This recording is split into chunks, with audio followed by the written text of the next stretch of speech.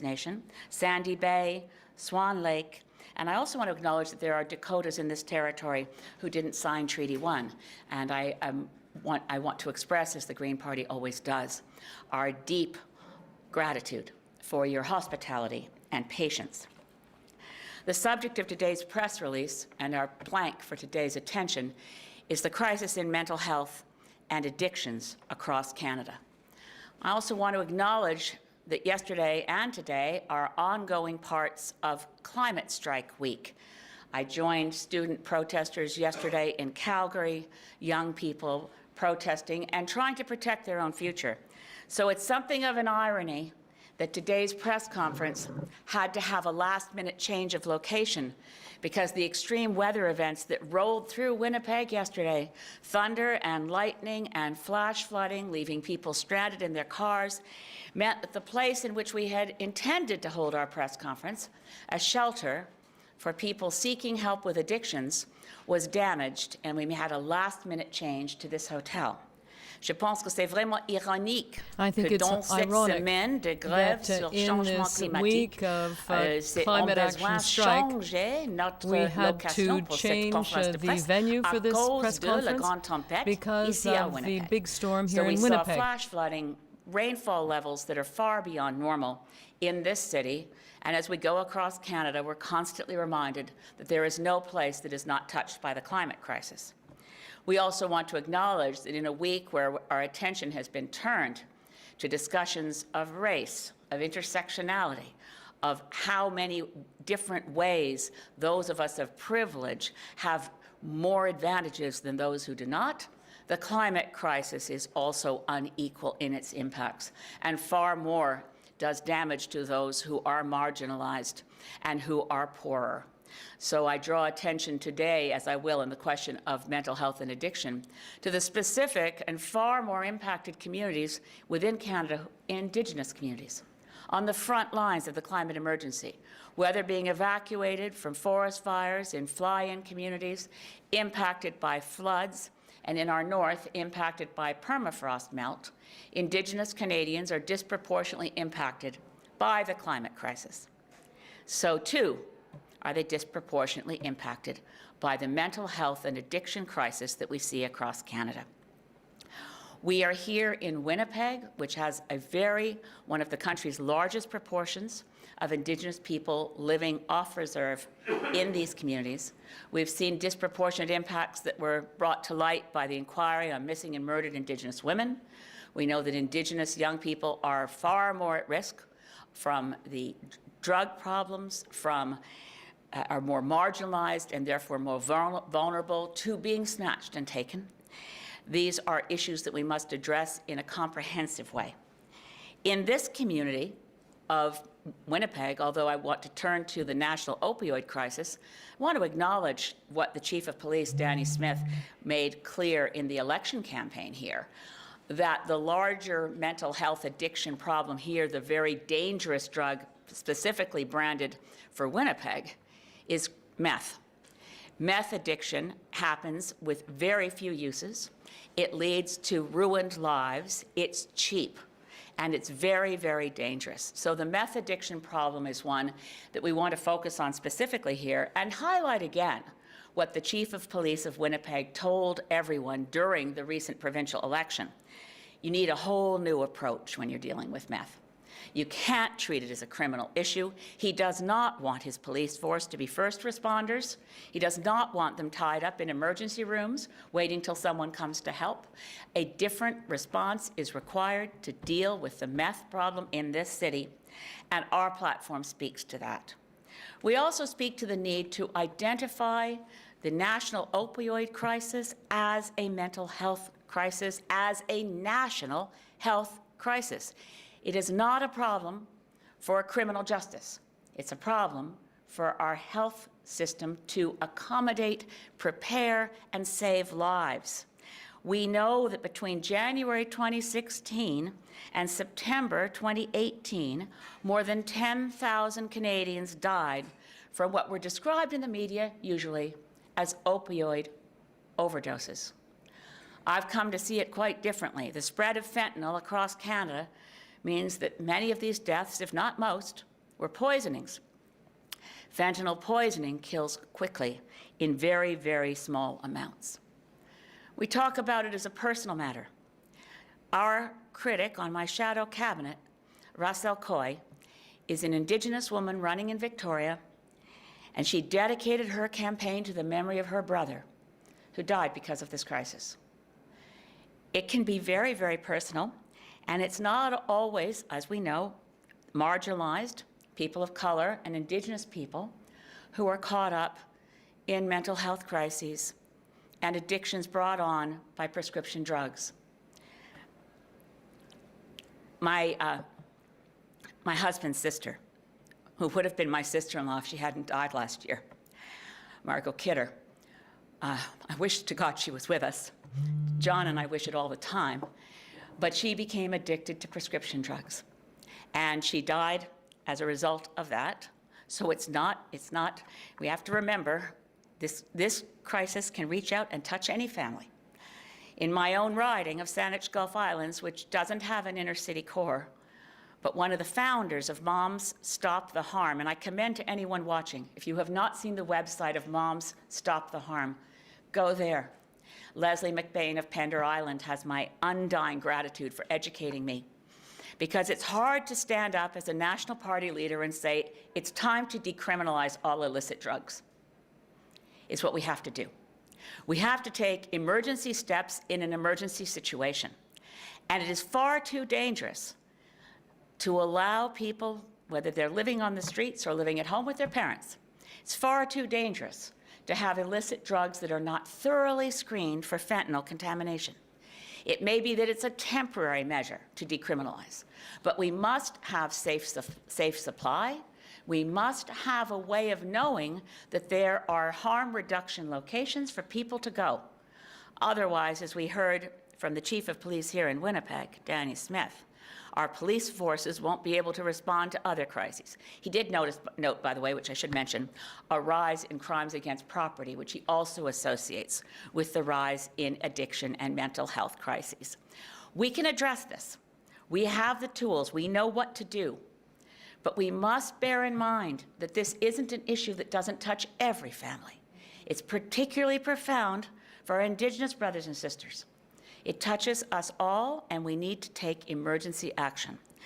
On doit faire les choses dans une situation d'urgence sanitaire nationale. National health Maintenant, emergency. le Parti vert Now the Green Party, si nous pouvons faire un rôle dans le prochain Parlement avec if we have a role in the next Parliament, nous sommes absolument engagés we pour will une say that we are fully committed urgence to nationale a declaration en on a matière national de santé, health augmentera emergency, le soutien à la and santé we will mentale increase et support à la for mental health taxonomie issues, et augmentera le as financement well as des funding organismes communautaires for pour tester community des drogues organizations et soutenir to les test utilisateurs drugs de drogue. On doit le faire. C'est and difficile, help je drug comprends bien, users. We mais have on to doit do le that. faire. In the Green Party budget, we have allocated in the hundreds of millions of dollars for community supports for mental health and treatments, for emergency response to the opioid crisis, and for a suicide prevention strategy nationally and in those regions that cry out for help. The single largest and the emergency, and it's right across the country, but by location, by rate of suicide, the Inuit communities of Nunavut need emergency help, and they need it now for suicide prevention. So this is a national health emergency.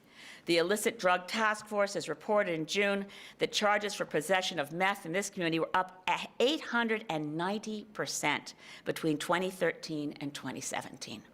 This is unacceptable. So whether it's crystal meth, whether it's fentanyl contaminating cocaine, that was another one of my constituents came to me heartbroken because his son-in-law died, who was holding down a good job, recreational user of cocaine, never thought it could be contaminated with fentanyl. This is a public health emergency, and we need to do things differently.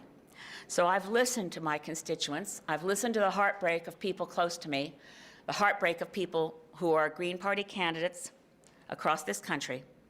Et je comprends bien que le and I status quo ne understand marche pas. that the On status doit quo faire just les doesn't choses work. pour prévenir We have to do something les tragédies to prevent d'addiction these des drogues tragedies et associated pour with drugs and grande addiction. augmentation dans le niveau And de there has to be a financement major pour increase la in santé funding mentale dans for notre mental système health universel problems de as soins part of our de santé. universal health care I'm program. happy to take any questions that you have now. It's been a rough week, I think, for a lot of us, but I want to focus today on mental health and addiction. Yes? You were speaking of Winnipeg's police chief. I'm Yeah. fairly certain Dennis White has never talked about decriminalization. That's true. Isn't there a way to conquer this without decriminalizing? I mean, you talk about the supports. I don't think so. Coming from British Columbia, coming from and being very close to people on the ground who are dealing with this crisis in Vancouver, and again, in reference to Moms Stop the Harm, we have a poisoning crisis. So yes, we have drug addictions, and yes, we have, and we need to do more for support for people coming off drug addictions. I would not be calling for decriminalization today if I wasn't thoroughly convinced that you can't spot fentanyl in people who could be cured, who could regain their lives, could be good citizens in a society. They could be there for they could be good sons to their moms. They could be good husbands to their wives, but they are being poisoned. So the fentanyl crisis changes everything for me, and that's why decriminalization, Greens believe, is essential. And as I said, we've been educated by groups like Moms Stop the Harm. We were the first party in Canada to ever call for legalization of cannabis. Those reasons are entirely different from why we're calling for decriminalization of illicit drugs now. This, as I said, could be a temporary measure if we can stop the flow of fentanyl into street drugs. But since we can't, the death toll is too high. I mean, we've got first responders in Vancouver who are dealing with PTSD because they get out in the streets, they get a Naxalone kit, they save someone's life, and they have to run back. And sometimes they're saving the same life over and over. This requires a lot of supports for housing first, get people the help they want, help people with mental health crises wherever they are in our social strata.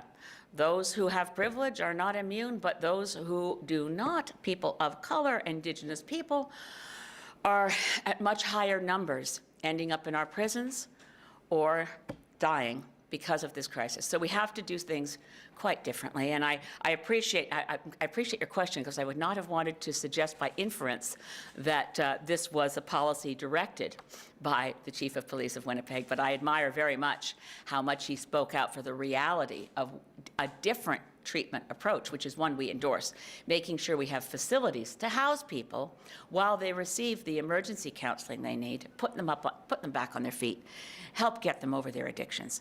But meth is a terrible addiction. It's so fast and it's so destructive to health.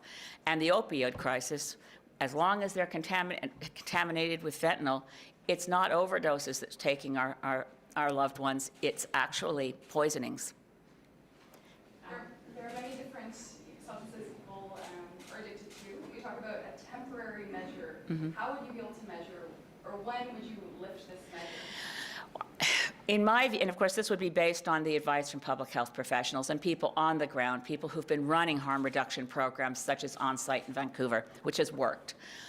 But the obvious answer is, as long as there's fentanyl contamination in the illicit drug supply, we can't risk having it illegal.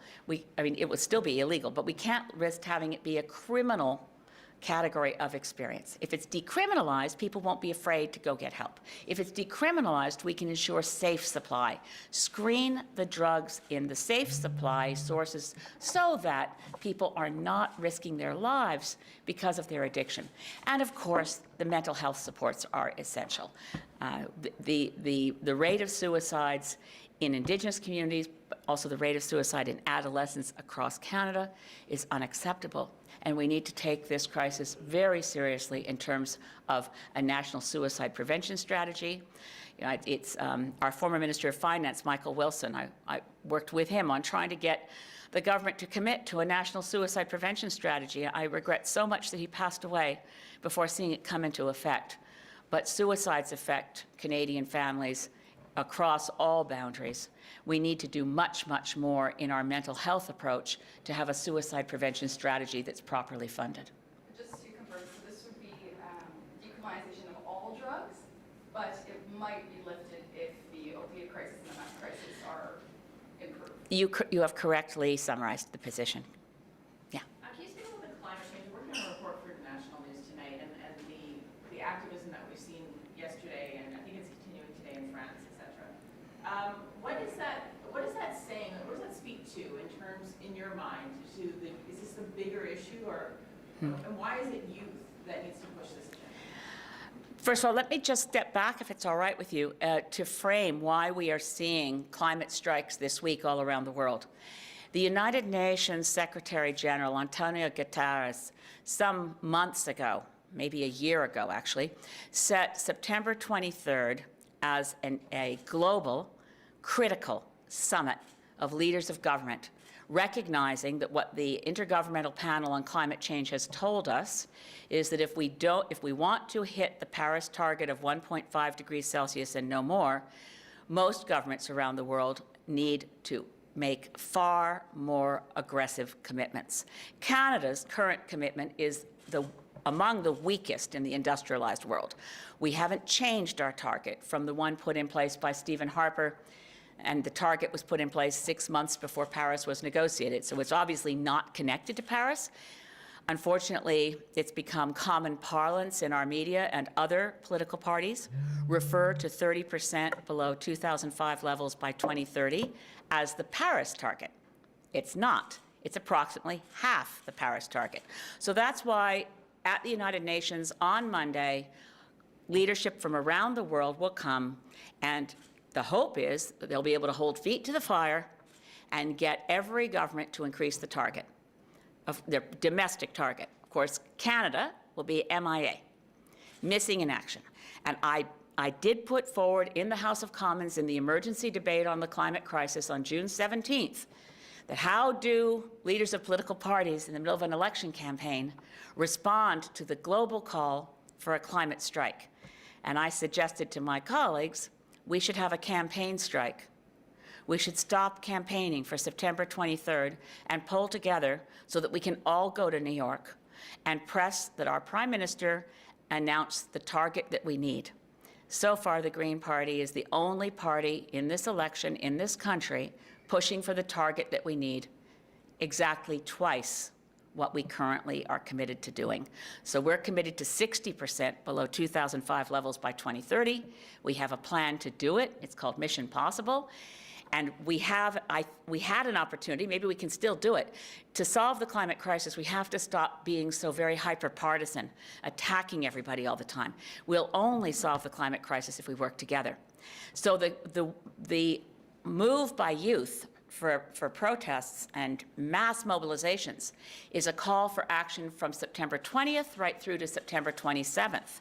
So there will be more youth climate strikes. There will be more actions. There will be more people marching across Canada and around the world.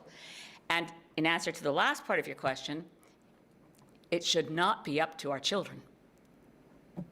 But it falls to our children because we have failed. We have let our children down. We have let our grandchildren down. We are now down to the very last minute. And the two groups, the demographics in this country that stand firmly resolved, I believe, are our children and people of my generation who are grandparents.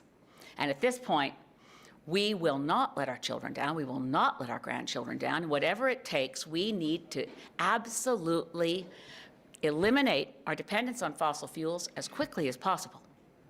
So I'm sorry, you had a question over there. Yeah, do you support the tenets of Bill 21, a law to restrict or disallow public servants from wearing religious clothing and symbols such as crucifix, turbans, hijabs while they're at work? Absolutely not. The Green Party has been very firm that we oppose Bill 21 within Quebec, and we find it a violation of the rights of people within Quebec. And should provinces have the power and authority to enact a law which disallows religious symbols from being worn by any public servant while they are at work? Each province, of course, federal-provincial relations are very difficult, to state the obvious, in this country. We want to respect provincial jurisdictions. There are many pieces of legislation that we decry being passed in different provinces, but we do not believe it's appropriate for the federal government to be intervening in every instance, that's for certain. I would want to work very closely. If I were Prime Minister, I would have sat down time and met directly with Prime Minister Legault. We recognize that it is appropriate to take religious symbols off of public buildings. That was the direction that the Bouchard-Taylor Commission was setting, and unfortunately, and I think unacceptably, the government of Quebec has taken a route that is one that violates personal rights. You have a candidate in Windsor West, who has taken to Twitter to apologize for doing racist, sexist, and homophobic things over the years. He says he's truly sorry for all of them, though he's never been accused of anything. Did you know about this, and what's your reaction? I heard about it a few moments ago. Apparently, I think what he was trying to do, and I commend him for self-reflection, I think the quite inexplicable tendency, it seems, of the Prime Minister to have put on blackface and brownface at various instances through his life has caused, if any silver lining to this, and we're not through it yet, so I'm not suggesting we are, is a conversation about racism in Canada. And this young man, I think he's still a student, as I understand, our candidate in Windsor West, wanted to reflect on his own shame for having ever engaged in jokes that were offensive in his past. So it's certainly not relevant to the campaign. He's not someone that I would think, from everything I've heard, is anything other than, like many Canadians. I had to walk through the issues of privilege in my life because I'd been a single mom, and because I quite often couldn't make it to the end of the month, and I'm not going to go into it, but you go through feeling, I don't have privilege, I'm broke all the time, I never my kid is only in secondhand clothes, etc. But I've been educated. It's been a number of years ago now that I had the conversations about, even if you're up against it economically, if your skin is white in this country, you're a person of privilege. And recognizing that, and I think the conversations we're having now are very important. I don't think we're through this yet. I think what we've been talking about since the picture surfaced from of Justin Trudeau at age 29 in a racist activity, I think we're having to reflect around our own kitchen tables. Been talking to a lot of people. One of our candidates in Calgary yesterday told me that, as her family is Haitian, the conversations are profound about how painful this was for people to see, how it hurt physically. And then you look at other conversations, people say, oh, well, those are things we used to do. Right. White people of privilege did those things. That's not an excuse. That's shameful. We have to identify and understand and unpack a lot of our own identity, whether we are settler culture Canadians or new Canadians. We have to recognize that the governing legislation of this country for Indigenous peoples is racist. The Indian Act is in every element racist legislation. And we acknowledge as well that the inquiry into missing and murdered Indigenous women and girls described that structure and fabric of laws as constituting structural violence. We have systemic racism in this country against Indigenous people, against people of color. We have homophobic attitudes towards LGBTQ plus Canadians, two-spirited. We have a lot of work to do to be able to live up to what has been a kind of a naive, happy bubble that a lot of us were prepared to stay in that said Canadians aren't racist. Well, we've had a mirror put up to us, and we can't say that. We have a lot of work to do. How does the Federal Green Party plan on tackling these systemic racist issues within government? Within government, we have to, one thing we need to focus on, of course, is that people who are marginalized and are specifically targeted through violence, we have to really do a lot more to ensure that violence against women and marginalized people is dealt with. We have a program in the platform for additional funding around that. Within government and within the notion of people having, well, the notion of the Prime Minister in those various images is still one I'm grappling with. Right? I find it very disturbing. But the Green Party approach and all these things, we have 6 core Green values to which we all ascribe. And one of them is respect for diversity. So having that conversation, and I think we can accomplish a great deal by being able to have the kind of conversation that was reflected in the tweets from our young candidate in Windsor West. I think that the conversations we need to have are important, but the platform of the Green Party of Canada is committed to the fact, it's a reality, that this country is stronger because we're more diverse.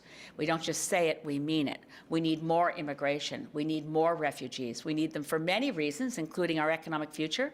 Greens would get rid of the temporary foreign workers program and make a clear statement that if you're good enough to work here, you're good enough to move here with your family, we want you. There are many areas of Canada that are depopulated that need more immigration, and we need to embrace that and move forward with that.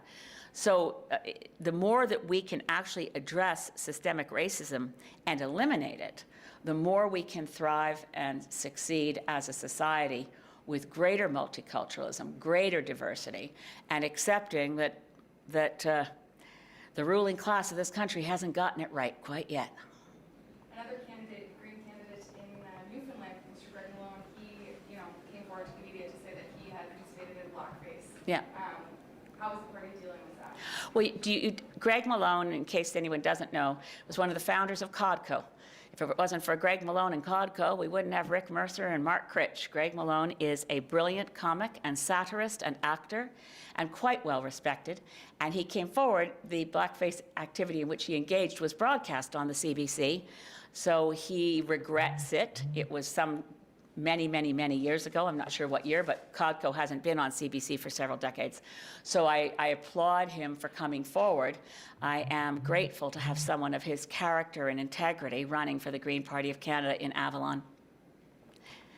And following up, after the provincial election, no Greens have yet to be elected in Manitoba's history. How does that affect your thoughts going forward in this campaign? Well, I want to acknowledge the leader of the Green Party of Manitoba here in the room today, who's a candidate for the Green Party of Canada right now in the federal election, James Badam. Brilliant young lawyer, and my goodness, you're going to have to get sort of the Olympic prize for election campaigns one after the other.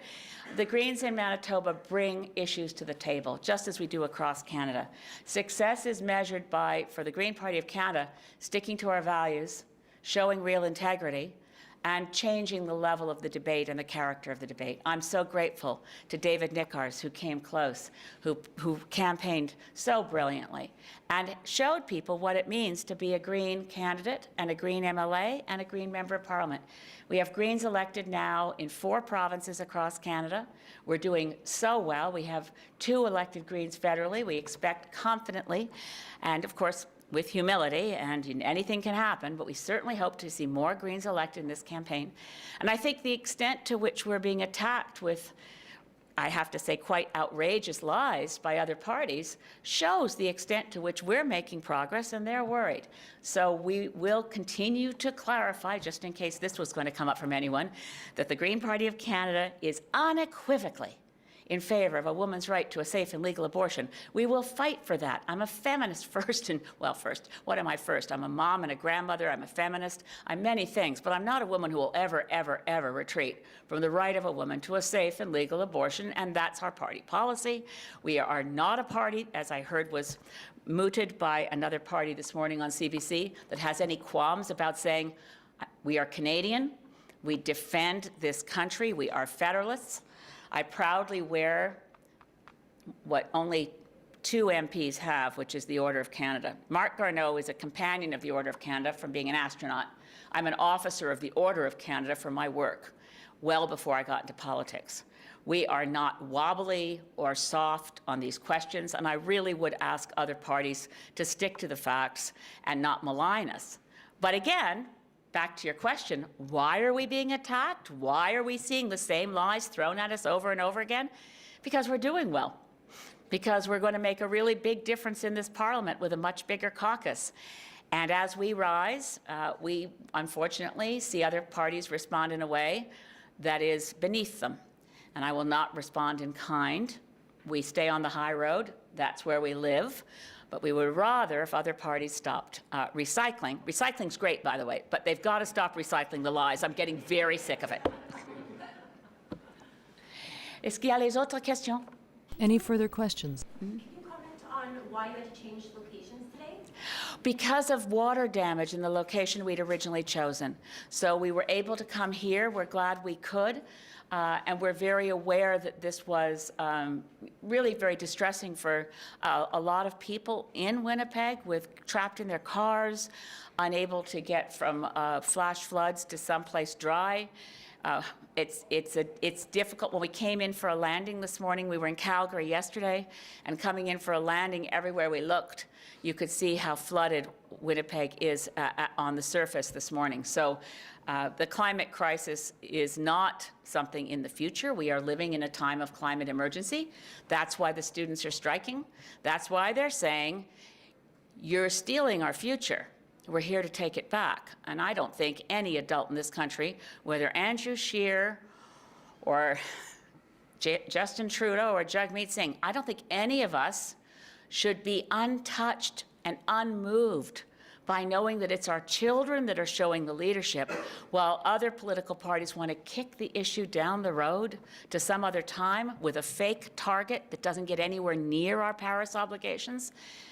We will continue to stand with the young people of this country as they school strike, and we will try to be the grown-ups in the room that do the things that are required.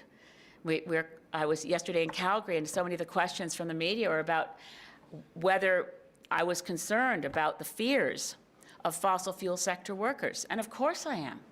But the thing to fear isn't an economic transformation where you get a different job and it pays quite well. The thing to fear is what happens if we do nothing. And to be very, very clear, back to the point about the Intergovernmental Panel on Climate Change, and I don't want to take too long, mais c'est vraiment clair que le GIEC a dit clairement que nous sommes dans une situation de péril absolument primordial.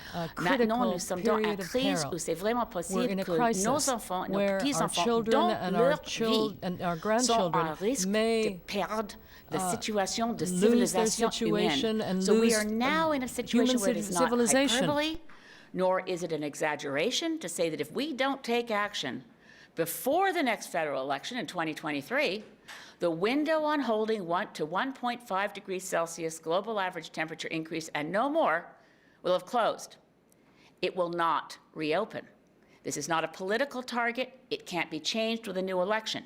You can't negotiate with physics, and we are running out of time.